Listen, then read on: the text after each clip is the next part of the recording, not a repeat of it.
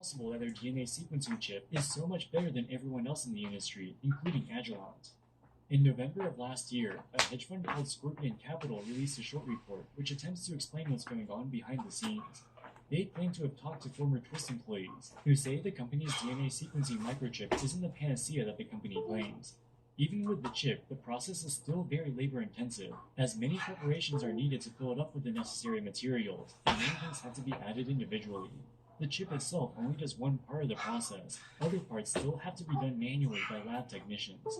Some employees say that using the microchip actually slows down the process compared to doing everything manually.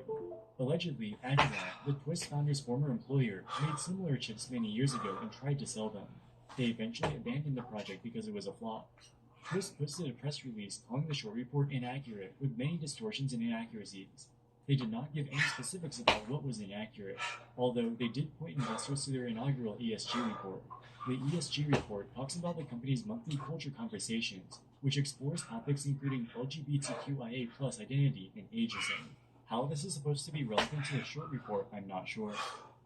It's impossible for us to independently verify the allegations in the short report, but if we just look at Twist's financial statements, we can see some oddities. As their revenue has grown, their gross profit has also grown. In recent years, they've posted impressive gross margins of around 40%. These strong gross margins are consistent with their claims of the DNA sequencing chip being far more efficient than the traditional processes used by their competitors. Yet, despite the strong growth in gross margins, their operating losses have ballooned to over $200 million in each of the last 2 years. Since their IPO, Twist's spending on research and development has skyrocketed. This has prevented them from achieving an operating profit, despite their impressive gross margins. Cost of goods sold, which is used to calculate gross margins, represents all expenses incurred to conduct the DNA sequencing and ship the finished product to customers. This includes the technicians who operate the microchip, etc. Research and development represents expenses incurred in researching and developing new products or technologies. We looked at the careers section of Twist's website and filtered for research and development. We found this job posting for a research associate. The listed job responsibilities included supporting day-to-day operations, service, and troubleshooting for manufacturing. It also included fulfilling orders for custom products that deviate from standard operations workflows. Based on this description, it looks like the research associate works with the DNA sequencing for complex customer orders that the regular production team can't handle, in which case the research associate is actually a production worker. This possibly indicates that Twist is misclassifying production workers as researchers to shift costs out of cost of goods sold and into research and development. But why do this? Either way, a cost is a cost, and it has no impact on reported operating profit. But such a misclassification, if it is indeed happening, would help to juice gross margins. For innovative growth companies like Twist, investors typically don't mind if they're losing money, so long as there's a path to profitability. If your gross profit margins are high, the more your revenue grows, the more gross profit you will generate. If you grow enough, eventually your gross profit will be enough to cover your fixed costs such as R&D and general administrative costs. If your gross profit margin is very low, the path to profitability becomes much more difficult. That's a potential motivation for misclassifying expenses. If we think about things in this context, we can speculate as to a more sinister motive for their data storage segment. We've explained previously why we think this is a horrible idea and is likely a massive waste of money. But maybe this is a useful distraction for investors to explain away their massive reported R&D expenses. There's a chance we're mistaken. Twist's DNA sequencing microchip could indeed be revolutionary, and their data storage venture might emerge as a major success. However, considering the nearly 90% plunge in the share price from its peak, it appears that few, aside from Kathy Wood, maintain their faith in the company. Alright guys, that wraps it up for this video. What do you think about Twist Bioscience? Let us know in the comments section below. As always, thank you so much for watching, and we'll see you in the next one. Wall Street Millennial, signing out.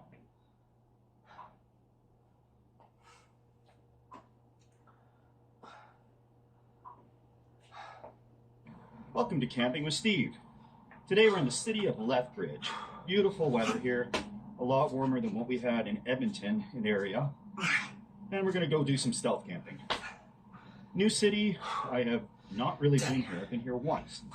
So I've looked around to see if I can find a spot to stealth camp, and it's a little tricky, but I found a spot that should do.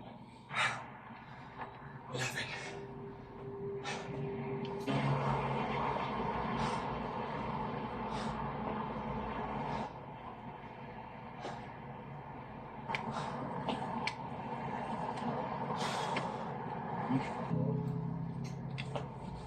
Time for new shoes, or some shoe glue or something. These have done a good job, but I guess they just couldn't handle any more camping. There's lots of spots along the river, and it looks like they'd be awesome if there was some foliage on these cottonwoods. But there isn't, so we're gonna have to go a little farther into the woods. Well, there's this kind of mixed-use trail, mostly for, looks like mountain biking. Nice little swimming hole that you can't swim in. I'm gonna have to get off the beat trail here. I gotta be careful because there can be rattlers around here. A bit earlier in the season, to see them, I've heard April is the time you start to worry. But I'll keep an eye out, particularly since one of my shoes lost a little tread off of it. Gotta tread carefully for a couple of reasons.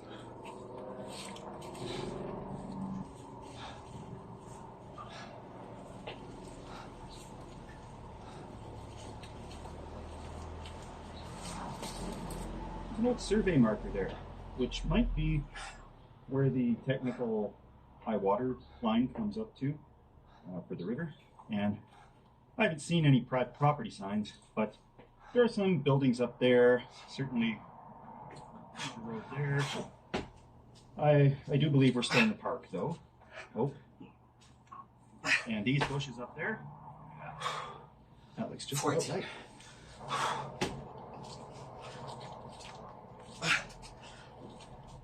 Made it into a series of game trails here.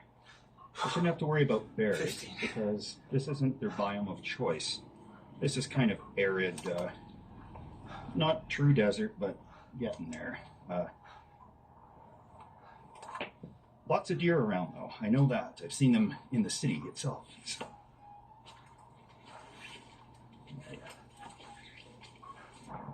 This spot, I think, will do perfectly. The exact clearing I was looking for. And I know there's probably a lot of deer that hang around here, but I don't think it caused me too much of a problem.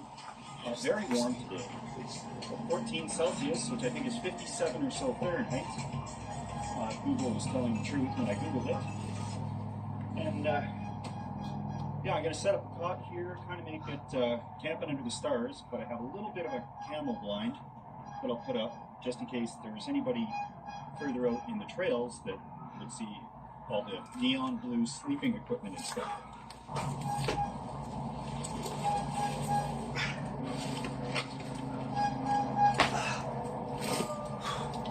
16.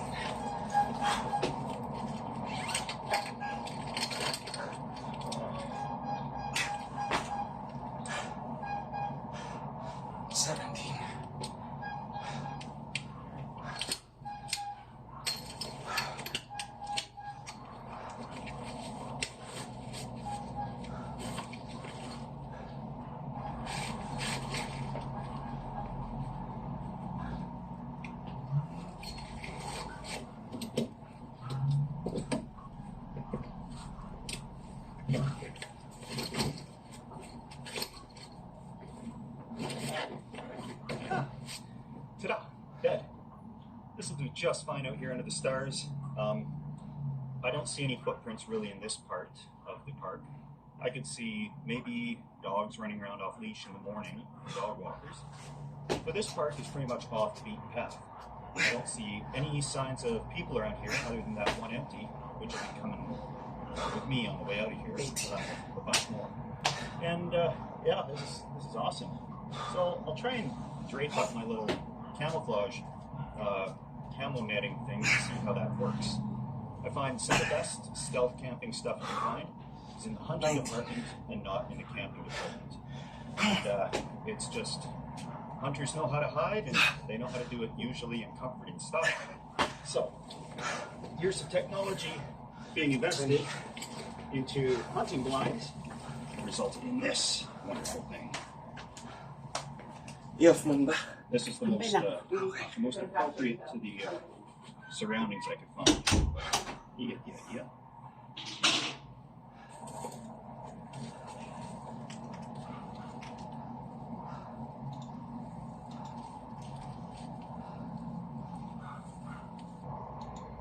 Okay. I think this hides me pretty good because the only trail is kind of way back on that side. There's nothing behind me other than more woods, more woods, more woods. So nobody should be able to see all the stuff I got behind here.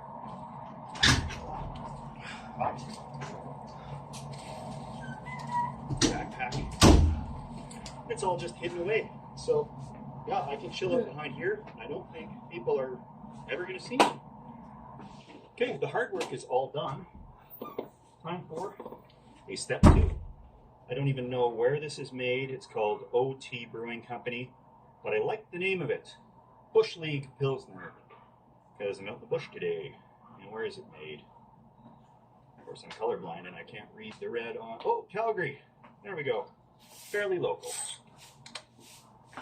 Hiking shook it up.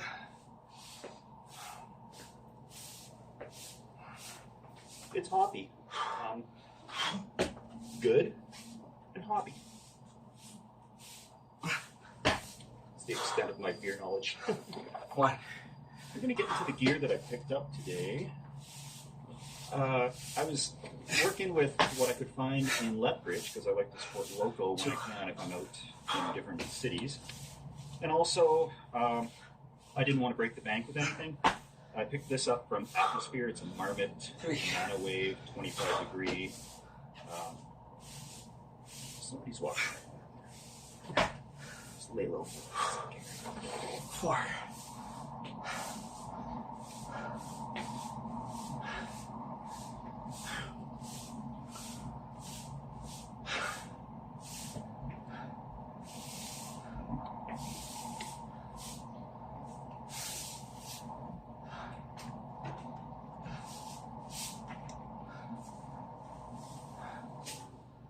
Seems that the hikers have hiked on through. So, I'm just going to go over the gear I picked up today. It's a Nano Wave Marmot, got it from Atmosphere, I believe. I like to support local when I'm camping in these towns, and actually the price was not bad. I think it was $130 on sale or something. Claims to be good down to, let's say, 25 degrees Fahrenheit, and then they have a limit here of 28.6 Fahrenheit, so I'm not sure what's going on. -2 Celsius. Do I believe that? No. Which is why I've got a bag liner, Sea Summit. If it gives me one more degree, I'll be happy. So, with this thing 6 popping up, I read the reviews on it, of course, after I bought it, because I started to panic. I thought I bought something dumb, but 7. It's not discreet, but it's also not neon yellow, so that's a good thing. I tend to sleep a little warmer than most as well, so we'll see what it does. But it packs up so nice and small. The other one, that big yellow one, took up my entire backpack, so any winter camping I pretty much had to bring 2 backpacks, and it really stuck out, quite obvious. But with this locked up, I'll give you a full report on this in the morning. After the sleeping system, got this little climate static B2 air mattress sleeping pad thing. It's small, and I really treated myself to some smaller lightweight gear. I normally just have the big stuff with me, but it makes a lot more stealth camping situations possible. If I'm just bringing one backpack like this, it's obvious enough as it is. With bedrolls tied onto it, water canisters and everything. So, yeah, new gear day. And again, I'm not sponsored by any of these companies. I'm sponsored by people who have donated to the Beer Donation Fund, and Gear Donation Fund, and Bail Donation Fund. Because a lot of people want to see me out here trying stealthy things, and this certainly makes it possible. Anyway, it doesn't have a self-inflating bag included with it. And I know you're not supposed to inhale directly into it because it'll get condensation inside. But that's what we're going to have to do today.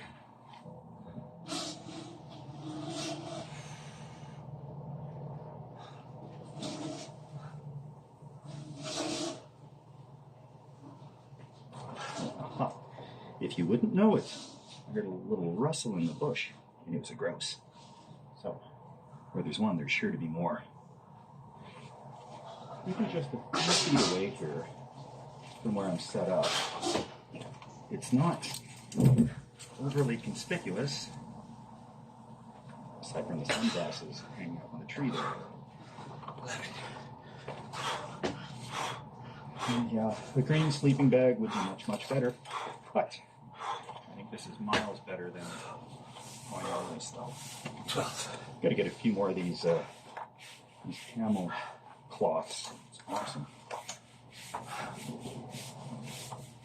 I haven't seen our little grouse friend in a bit. I think I spooked him off.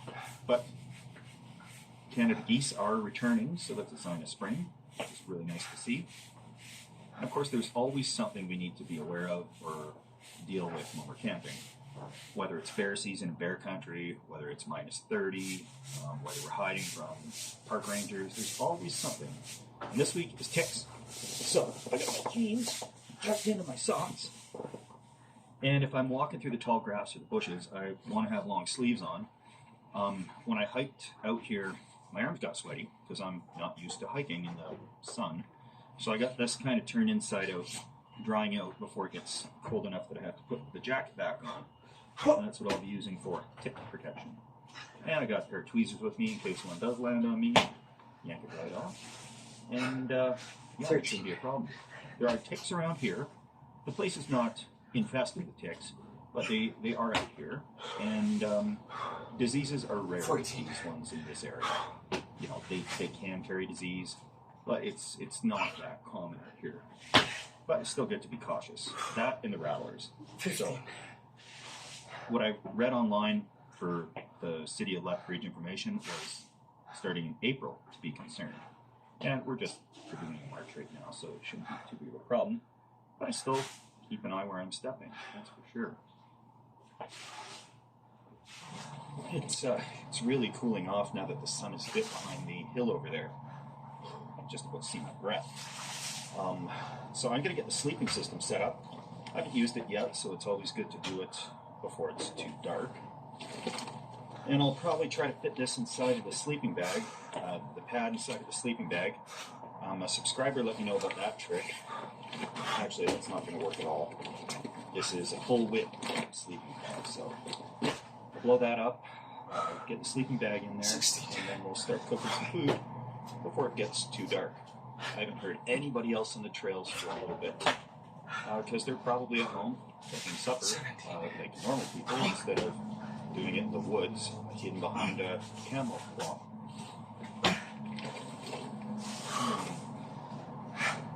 18.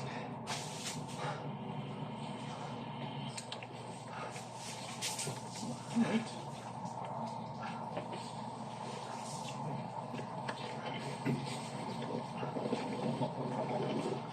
I'm really hoping this is going to be warmer than it looks like it will. Yeah, the big yellow one was a little chilly sometimes, even around these temperatures. And this is much, much smaller. I discovered some more writing on the bag here. It shows me, there's a comfort rating of 38.1 Fahrenheit, 3.4 Celsius. A limit, which I guess is what men are supposed to go by, is the limit. And that one is 28.6 Fahrenheit or minus 1.9 Celsius. And the extreme being just below 0 Fahrenheit or minus 18 Celsius. I would not attempt that.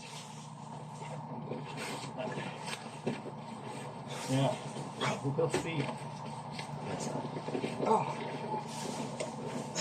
I've also got bear spray here in case there is some larger animals lurking around in the woods. And big pray there won't be. Can't have a fire here because there were signs all over the place that said don't light a fire. There's clearly dry grass and brush everywhere. So we'll just chill here, finish off this beverage, and then start to cook the meal. Picked up a little cook set. This actually, the whole thing fits in here. GSI Outdoors picked it up from that Atmosphere. It's a camping brand of Canadian Tire, I guess. And inside of this thing, I got the fuel for it. I got the little tiny stove. This is an MSR, pretty light one. Sport, which is good for just about everything. And even a little drinking cup and cook right on that. So,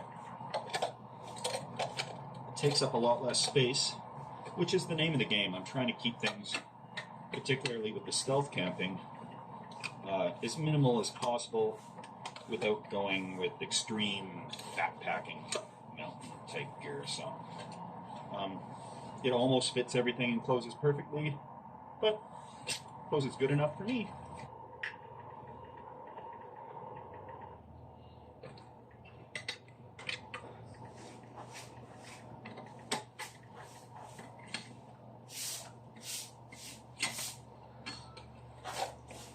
Okay, that's pretty self-explanatory. Pasta. Oh, it's like a rocket ship. Holy moly. Okay. I wouldn't want to try to simmer with this stove. It looks pretty aggressive as far as cooking something. I do have to give a big shout out to people who have donated for the beer fund, which has brought us Bush League Pilsner. Great beer for in the bush on Bush League Camping Channel. And it also helps with all gear, gas, and all these other great things. I also have to give a big shout out to Aiden, who's 8 in Nebraska, I believe. Father reached out to me and told me you're a big fan of the channel. Now, I don't always give a big shout out during the video, but occasionally I do. And I think, Aiden, if you can get out and enjoy the outdoors with your dad, he'd be very happy, and I would be too. So, that will boil up, and we're going to be hunkering down in no time whatsoever. Yeah, we're going to boil pretty much, so I'm going to dump in the shells.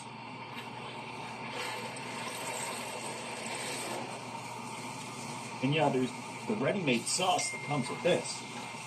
Then I'll actually heat this up in the water as well before I drain this out.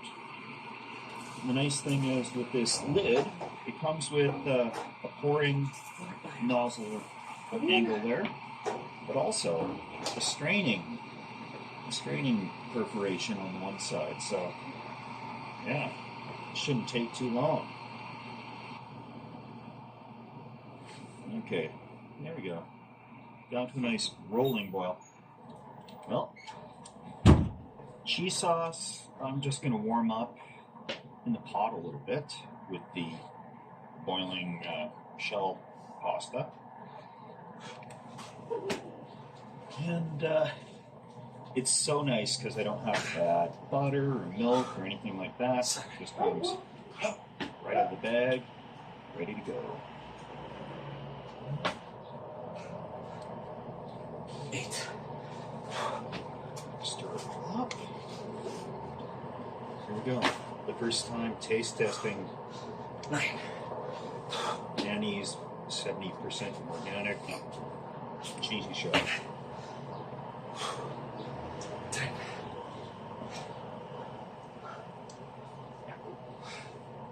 It's good. Not even 10 o'clock. I'm going to try and crawl into this thing because there's frost growing on the side of my cot here. So hopefully this thing will be proving to be warmer than I think it is. So I'll crawl into this somehow. Boy.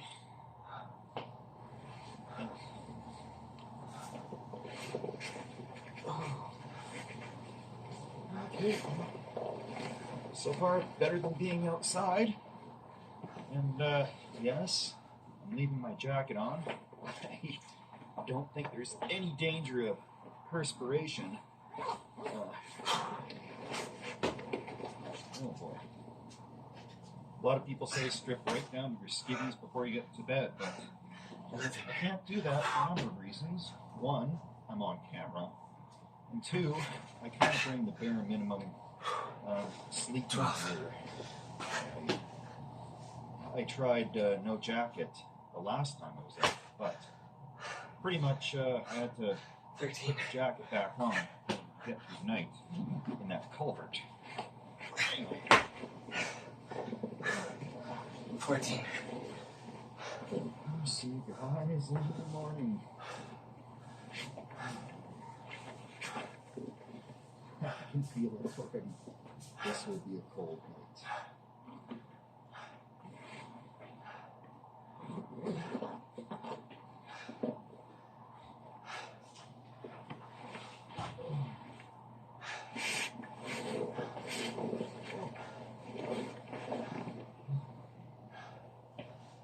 Oh, how bad is it?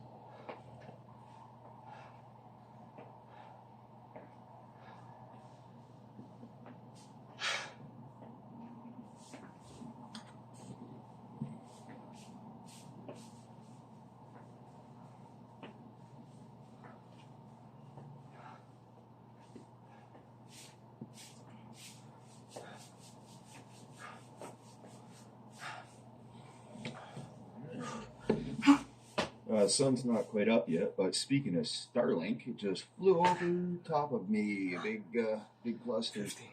It's been a pretty chilly night, but well, that was kind of cool to see. A little Starlink train going by right overhead. Yeah, the sun should be up in about an hour or so. Then things will start to warm up.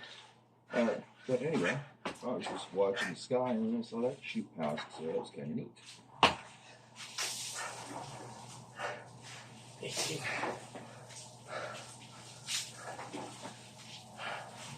Good morning. It's a frosty one. According to the internet, it got down to -3 here last night. I'm guessing a little colder where I am because I'm down in the river valley here. The sun is actually up, but I'm down in the river valley, so I can just see it hitting the tops of the trees. Time for me to get up and start packing up, make maybe a little food. It's not too frozen. And I'm up into the sunshine where I can warm up a bit. So glad I had this sleeping bag liner. Without it, it would have been pretty unbearable. And I have to admit, before I looked at the temperature and saw how frosty it was when I got out of bed, I was pretty disappointed with the performance of this sleeping bag. However,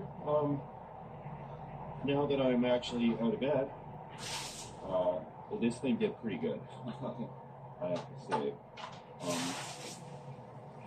I think it's a lot colder where I am than the actual temperature, which says -3 Celsius, which would be 20-something Fahrenheit. Just because we're in such a low spot, out of the sun. So, 19. yeah, the sleeping bags will do just fine in the summertime.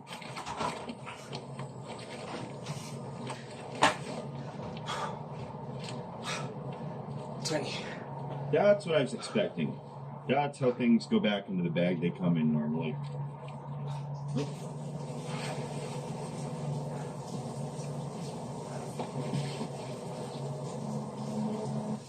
My water's a little chunky this morning. I normally try to take it in the sleeping bag with me, but I didn't do that. I trusted the weather forecast last night.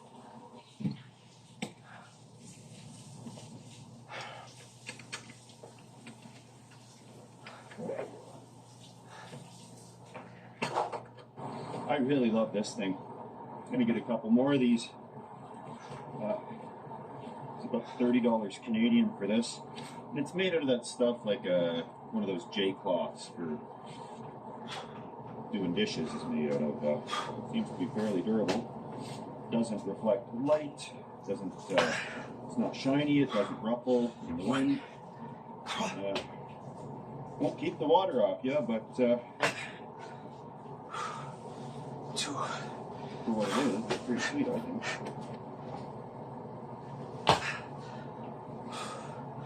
Three. Oh yeah, packs up real nice.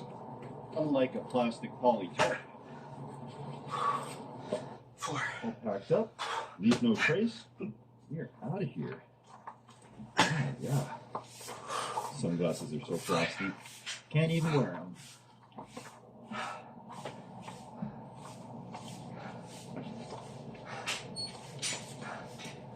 Here's this culprit. Somebody's glittering and drinking light beer. Unreal. Okay. Out of the woods. And yeah, beautiful day.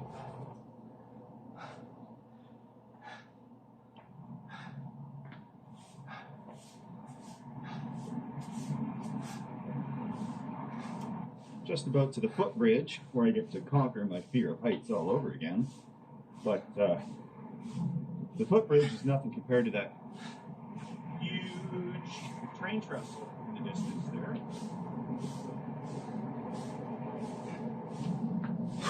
Yikes, that would be my nightmare to try and walk across that thing. But yeah, I figured 6. I'm going to address why I started saying hunker down so much. I don't know if I've ever brought that up.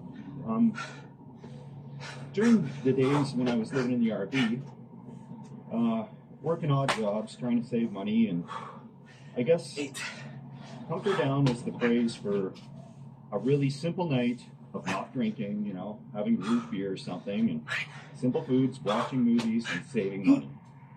It was like, just going to hunker down and save some money this week.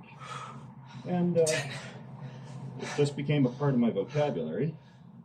And I'd said it in a video a couple of times. I think probably 3 or 4 times in one video when I was sleeping in the back of my pickup truck at the Walmart parking lot. And people kept commenting, say hunker down one more time, I dare ya.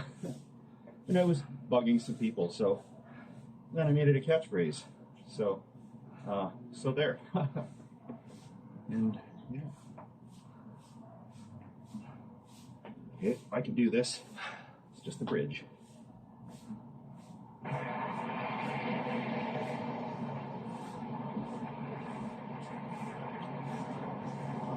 Just doing some dishes here, and then I'll try to cook up a little frozen breakfast sandwich. I plan to do it in here, but looks like it'll be tricky to get it in and out and flip it back and forth. So, yep, just waiting here for beautiful wife. She'll be here probably within half an hour or so. Well, the only way to actually cook this is to steam it in its own foil. You know, kind of thought it.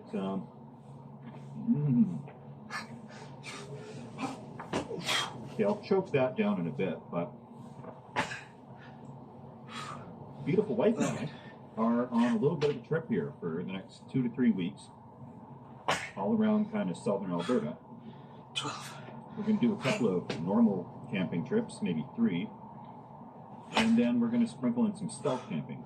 So, if you know a good spot, or you'd like to see your community featured in a stealth camp, please let me know in the comments. 14. Yeah, beautiful wife is on the way. I just got a message from her, so I should see her shortly. And yeah, I cannot wait to get into a nice warm car. The sun is nice and warm, but I still got a bit of a chill from last night. Beautiful wife has pulled up, and I've never been more happy to get into a nice warm vehicle. So if you've enjoyed watching this video, please consider subscribing, and stay tuned for what we're going to be doing here next week. I apologize to people who have sent emails that I haven't gotten back to on time.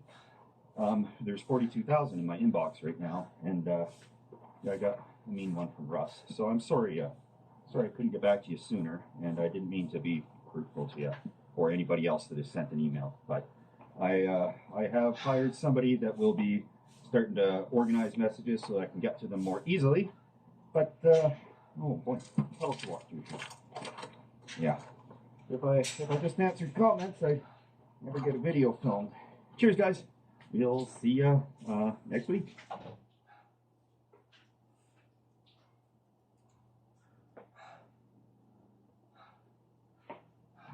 Hey folks, welcome to Camping with Steve. We're going to sneak into the woods here beside the highway and build a little secret stealth shelter. The beautiful wife has just dropped me off. And we're going to try and casually not leave too many obvious footprints here. And in we go. I got enough stuff. I have to take 2 bags worth of stuff with me. Oh wow, yeah. This will be pretty good. Okay, into the woods here, just dropping off my bag here. Oh, great. Looks like we already seen a lot of tracks out here. Yeah, I seem to be in here far enough. And, 17. I'm gonna just go back and grab another. Come on, man. And there we go. There. Beautiful wife. Just driving away. And here's that strange alone feeling that I had last time I got dropped off on the side of the road. A few moments ago, we were laughing, listening to the radio, having a coffee, and here I am in the middle of the woods. So, gonna scope things out here. This has really good potential to build a stealth shelter. The right type of area, really good cover from the road. Shouldn't be seeing really anything in here. Great building sites. We're gonna feed right into this right away while we still get the daylight. 18.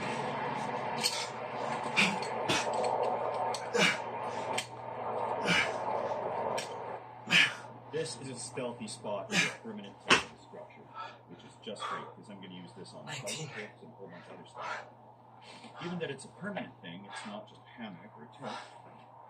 I have to use the stealth chainsaw. Stealth This thing should be quiet out here.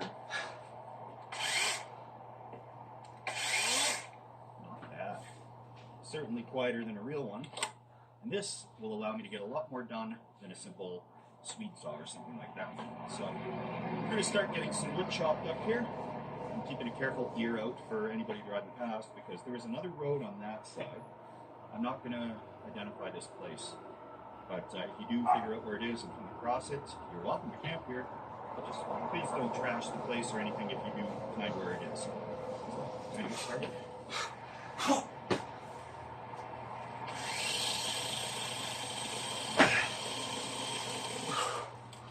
20.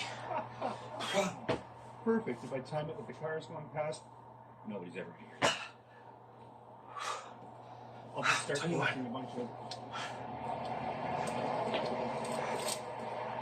logs, then I can build whatever I need out of it.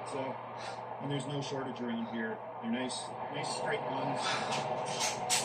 Perfect.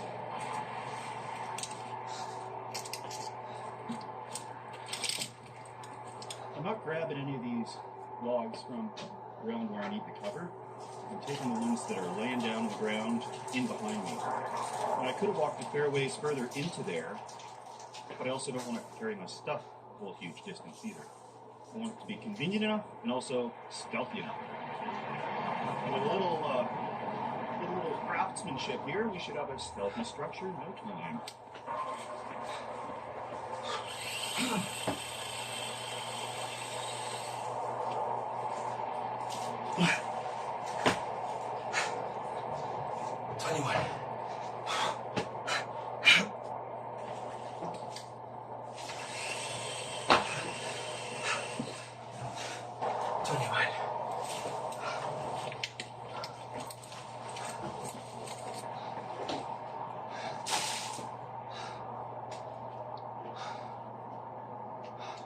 Well, I found a way to kind of wedge the ridge log in here temporarily.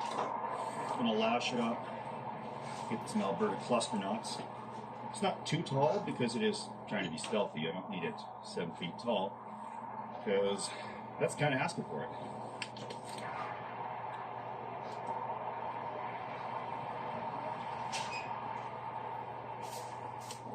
I'm going to try and work in a tarp into the situation and then cover it on the outside with more branches. But I'm going to put some down to kind of hold it up right now. And we'll go from there.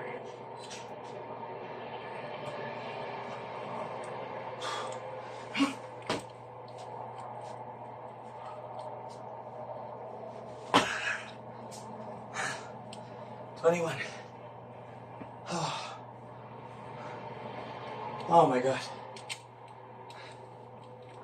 Use this one.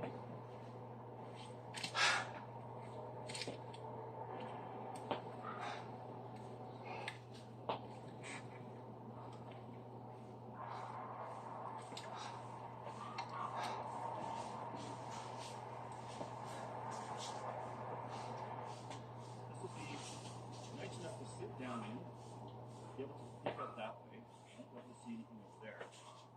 But that's okay, I'll cover it up nicely. Put some camouflage.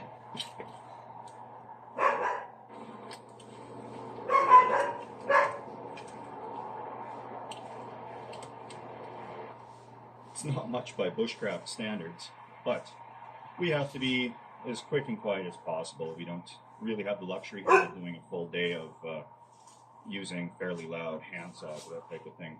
We'd be caught in about a second. So the one piece of advice I'll give, which is rare, because this is not an educational channel by any means. I was trying to get this all done before the sun goes down, because out here in a flashlight, looking around for wood is going to be a lot more obvious. But I've realized I'm developing a sweat.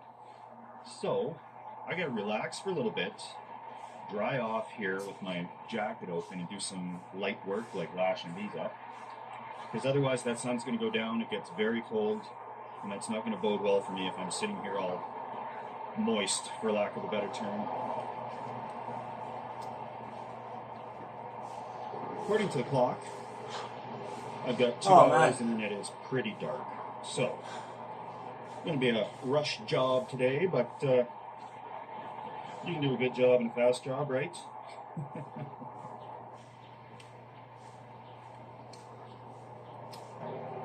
Before the sun goes down, rip off all these little things that are going to poke my eye out when it starts to get dark.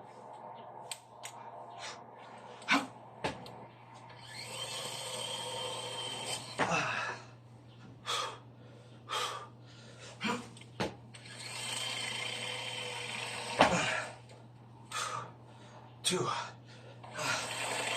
Wait. Oh my gosh. That should do. So the way life goes is, step 1, your wife drops you off on the side of the highway in the middle of nowhere. And step 2 is beer.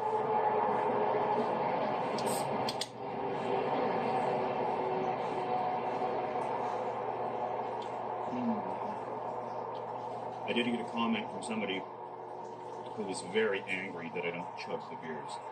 But restraint is the name of the game, folks, particularly in the stealthy situation. All of that step 2 fun has got to wait for right now, because as every construction boss says, we're burning daylight.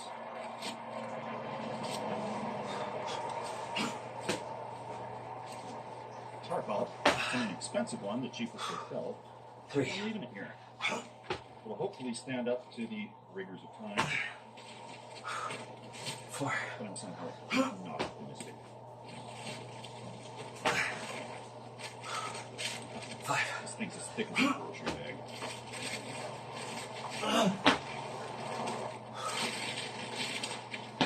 6. The tarp is clearly too small. That's okay, we've got Wow. I am sorry in advance. My gosh. I got the tarp on this side. But this isn't camo. This is a really weird green color. It's the most obvious looking thing I've ever seen. So I'm going to throw a bunch of dead branches and stuff on this side. And then we'll worry about closing in the other side. That's not really exposed to the traffic as much.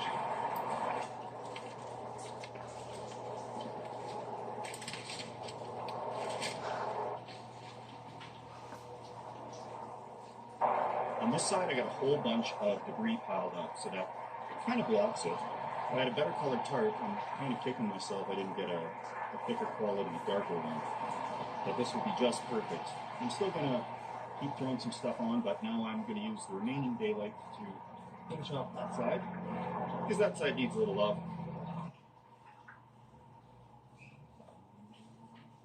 Okay. Yeah. Somebody just drove past on a little side-by-side thing.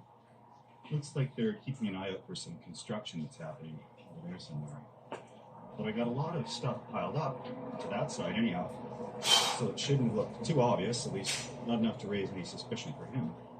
We're just going to keep going, and we got about an hour worth of daylight here, and then we'll tuck in for the night and have something to eat. 8.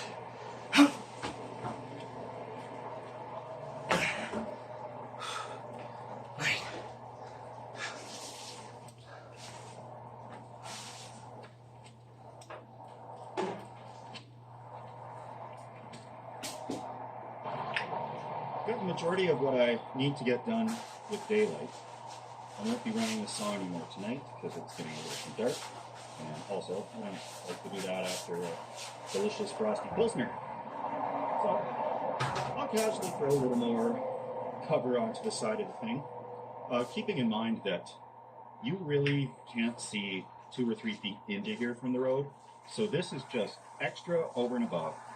I could have probably just set the tarp and done just fine. But given that this is going to be a kind of permanent thing I'll use again, I want to be sure that it's up to the job. So there's going to be some more reinforcement. Going to run some ropes underneath to hold all the debris off the tarps. In case somebody is just driving by there. So, really still. They don't suspect a thing. They go with their load of looks like straw bales or hay bales.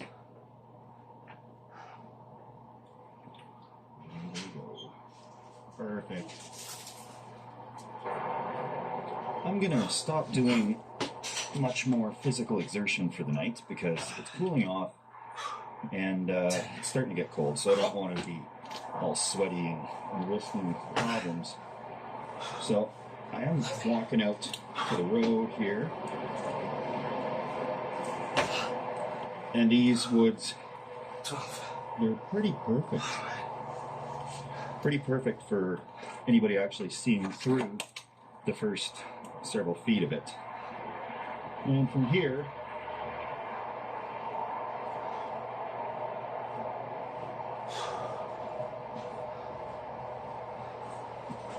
that looks great.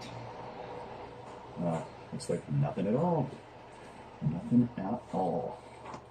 If I go a little further to the outskirts here, I don't. Oh, there is.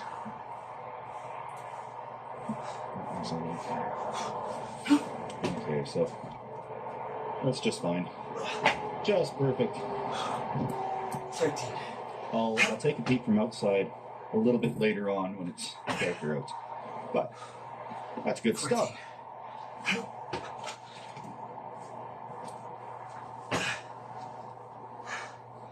15.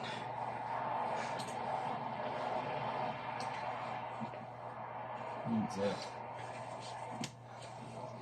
We'll need some more camo on there, and I wish I had a different color tarp. But I gotta create a line of stealth camping tarps. They only seem to come in absurd colors or really expensive camo. Here we go. I've stopped moving around for the evening because I don't want to be tripping over stuff in the dark and poking my eyes out. So, turn on a little auxiliary heat, and that'll help me acclimatize a little bit, stay a little bit warm, because you get that shock right after you stop working and you're like, oh yeah, it's chilly. So, okay, just a vehicle going by with a rickety trailer, nothing to worry about. But yeah, I don't have the ends of this closed off tonight because the first night in a new spot, I like to be able to look around like that and be able to see exactly what's out there. I'm not 100% familiar with any of these places yet, and not just that, I forgot to bring enough tarps. So it's not cold by Steve's standards. I should be able to sleep quite comfortably tonight once I get into that sleeping bag. And yeah, I've got good hopes about how tonight's going to work out in the future of this shelter. Just throwing together this nifty little backpacking cot, and that'll keep me up off the snow. In the summertime, that would not be a concern because it's really nice and soft and mossy here. I could build a proper bunk, I think.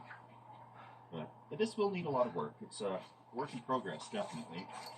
But somewhere that I can count on hopefully being here when I leave for a trip.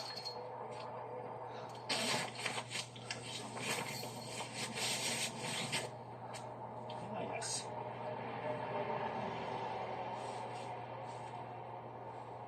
And hopefully this air mattress is not full of holes.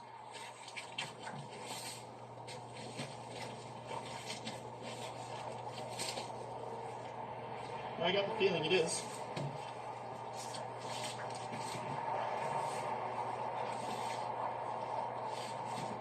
And yeah, here we have it. The quaint and rustic, one bedroom with a walkout right there. 19. A wet bar. And 20. a small kitchenette / heater. Doesn't get any better than this. 21. 1. Well, 2. aside over there with the highway, I'm really not too concerned about because they're not going to notice anything in here. They're driving by so fast, and the woods are so thick that I could have this flashlight waving around. It probably would not do anything or slow down. And they probably wouldn't care. They have got busy lives and things to do. The road on the other side, however, that one is a little more concerning. That goes right to a fairly big construction site. And construction sites do have problems sometimes with theft, and they have security circling around. So that's where I focused all the stealth efforts along that side of the shelter, and it'll hopefully pay off for us. And we'll just continue building this thing a little stealth until it's thick with stealth walls on it, and everything will be just fine. In the meantime, I'm sitting pretty, and the air mattress is holding. The pressure test looks good. So everything's coming up Steve today.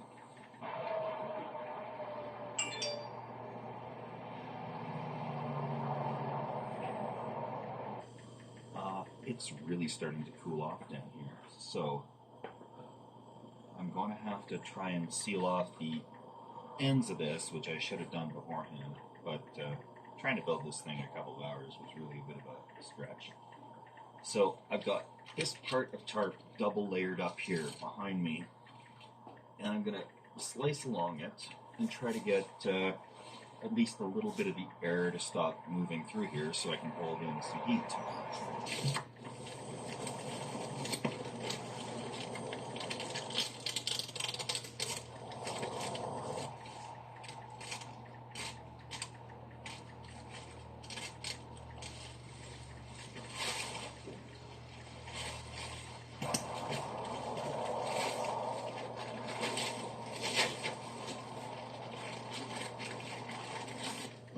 That closed everything really good on this side. The other side's a little willy-nilly. But, okay, I'll admit, in the winter, 4 walls is probably a good thing to have. But we recovered from that disaster a little bit. And things are warming up nicely in here. Okay. Relatively cozy for sure, despite all the breath you can see here. But this is the best panel I could put up over there. Over here is this panel. And we're doing the highly controversial stealth test. I got the light going full speed here. And traffic has calmed down outside a little. So, I'm going to go outside and see what it looks like.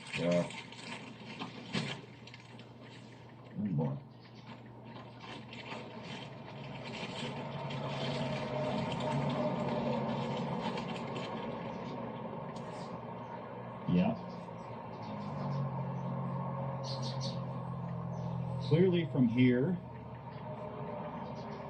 it looks pretty obvious. And I'm gonna head on over here to the highway, and we'll see what it looks like from out there.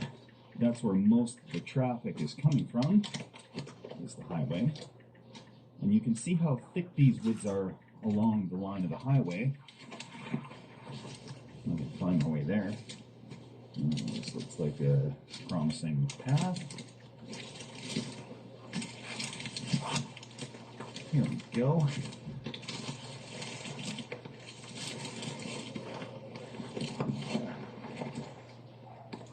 Okay.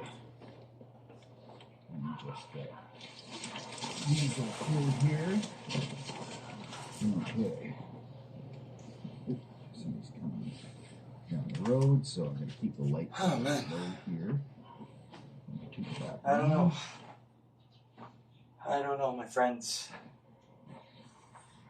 I'm done with the good stuff, but I still have the finisher. I think I'm going to take a break for now. Okay. Come back to it later during the day.